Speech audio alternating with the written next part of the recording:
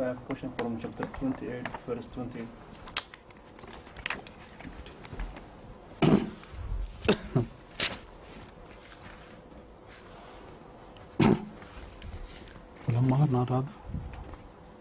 This one? Read the verse.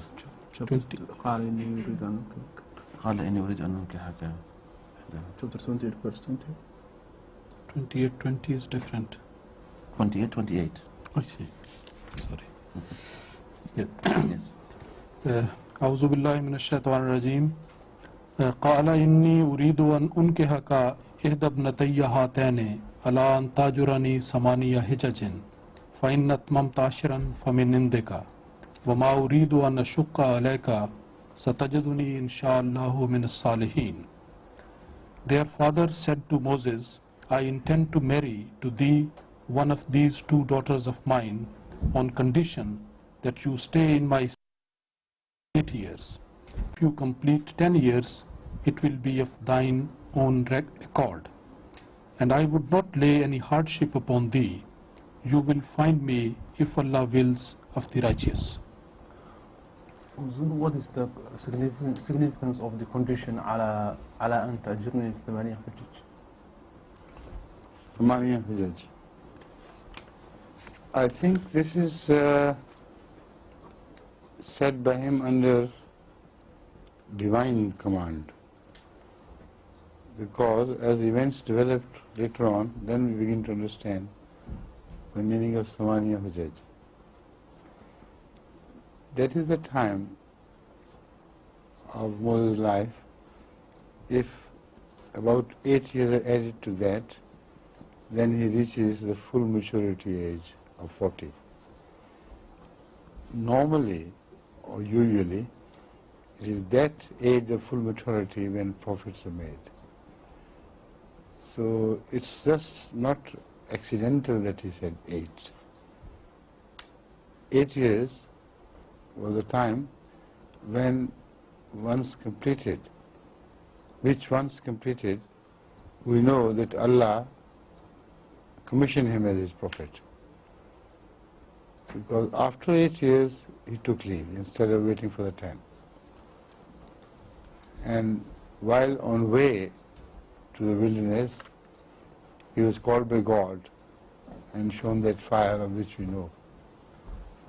And it was there that he was for the first time commissioned as a prophet of God.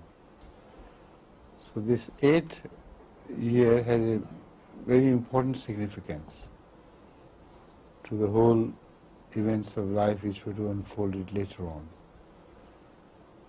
That also shows that this man of God, although he was not a prophet, he was a very godly person who was under the influence of Allah and who showed him the events of the future. Now he says 10 years, which means he knows that he is going to live that much. Although already he has been mentioned by his daughters as a very old man, advanced in age. Yet that old man is telling Moses to serve him for 8 more years and 10 if possible. And that is exactly what happened. He lived much longer than the departure of Moses. And according to the Bible, on his return to Madian, Moses again met him. But whether it is right or wrong, this much is right we know, that he did live for 10 more years at least.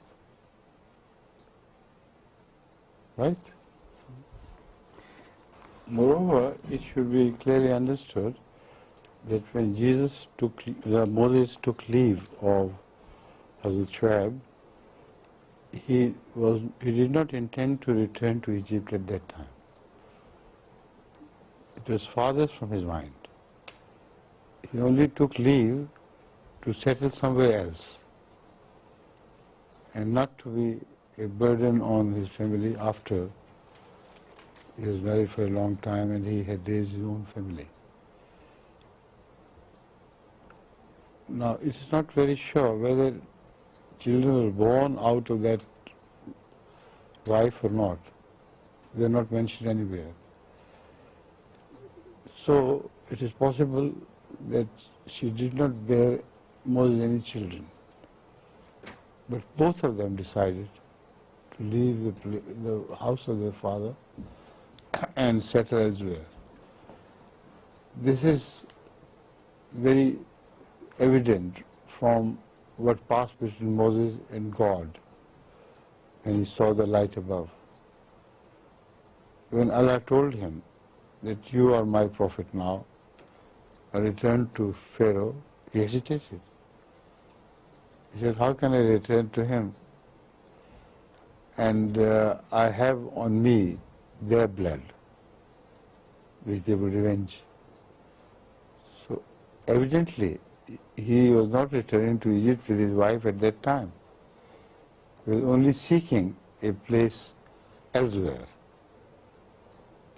But what must have happened, I believe, was that he returned and left his wife with her father, and then returned to Egypt. And when he returned to Egypt, he must have sent for his brother as well a message to his brother, you come and join me, and we will both enter Egypt as messengers of God. So this seems to be the overall picture, which can be inferred from various verses, but these are things which are not directly related. But you can easily build them up from the study of the Quran.